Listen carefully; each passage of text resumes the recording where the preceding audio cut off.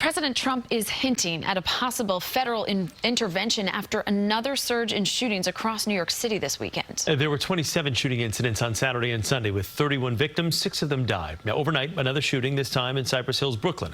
CBS 2's John Diaz is live at the scene this morning with more. John? Yeah, good morning, Chris and Natalie. Police confirming with us this morning that 4 men were shot right here behind me about 2:15 this morning. So about 4 hours ago, right here behind me, while a large group was hanging out. Now, they all are expected to be okay, but as you can see, police are still out here on scene investigating. If you take a look here at this video, it paints a better picture here of this scene. Still an active investigation. Police have the corner of Atlantic and Williams Avenue still blocked off after they say these men were shot, again, around 2:15 this morning. All of them hit in their legs. Now, EMS rushed 2 men to the hospital, and the other 2 managed to get themselves to the hospital on their own.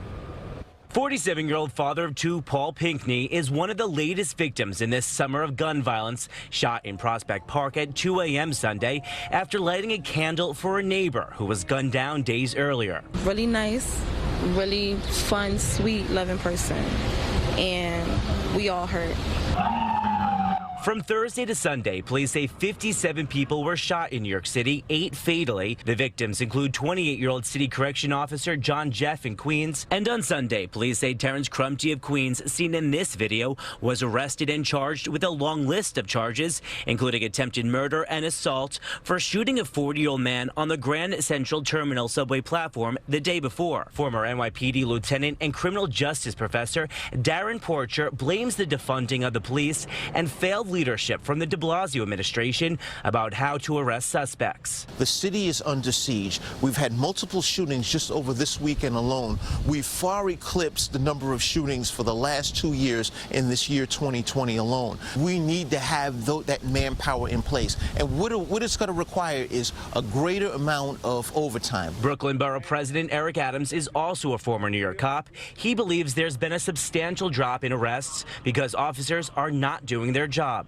I want to renew my calls for a tri-state task force to deal with the over-proliferation of handguns in our city. And he's calling for an unpredictable model of policing that will incorporate unmarked vehicles and officers. He also believes the city needs a plan to deal with high unemployment, which is contributing to the violence. Amid this spike in shootings and fears related to hotels housing emotionally disturbed homeless individuals, the unarmed and all-volunteer Guardian Angels has deployed 60 members to the Upper West Side. When we first arrived 10 days ago, it was complete chaos. The cops are not responding and not coming.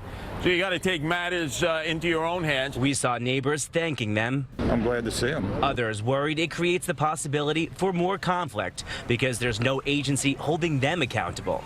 I'm really worried that by introducing civilian vigilante groups into the neighborhood, we actually make the neighborhood much more dangerous.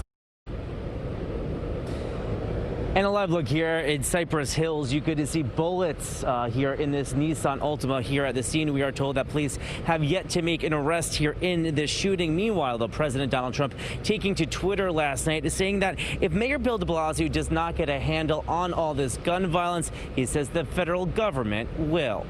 We're live this morning from Cypress Hills, Brooklyn. John Diaz, CBS 2 News. All right. Thank you, John.